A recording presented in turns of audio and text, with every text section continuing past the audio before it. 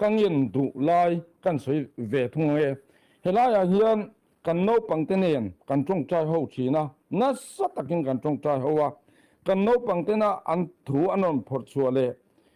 cái mà ni căn áo tiếng nghe na thuần phật chùa chú có việc cả đám thầy lâu thì hi ni à chú vang chuan hay hi min rin sak sam ula science lama changa te chi ani lo pathian thu le science a in kal tat ti hi bible atang point in se theyanga chu wang chuan he muna hian covid si hi adam theilo ti hi ko san mi puite pon lungrual takin kan pom thap ani chu wang chuan hemi sailutar khochunga kadu dan tak phe chuan somi khia kan thi na muna son ta chuan in sa ila ta chuan sarkar hi min siat pui ta sila asak na tur te nen lam min ron buai pui sakta ulang helaya dam do ina kan enkol ai chuan sulaya son khochunga lut mi alo khochunga tangina la ta chuan hemi vei ho hi ron da khom ta ulang chuan rei he sik hi aum karing lo atu ka chuan normal vekin karing ron te zel ta ula chu tia ang chu kan ngamani chu wang chuan helai muna pathian na tho lo kali min ring in ring hela amaro chu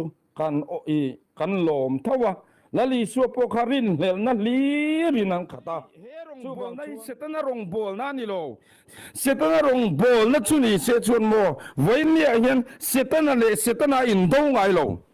chu wang chuan do tur dik tak hi kan ramai do wang u do tur dik tak chu setana ni keima ni le keima ni hi kan in do tur ni lo enga tinge keima ni le keima ni kan in do zer mai ni thik na wang ani tiro min thik na wang ani imi thik a piang i soi che zelang chu ni mai i thik lo kha chu nga mai ngai lo wang i soi che ngai lo wang i phak lo lir kha i soi che thi nang i phak lo lir i soi chi anga i phak chin nga mai ngai lo chin kha chu i soi che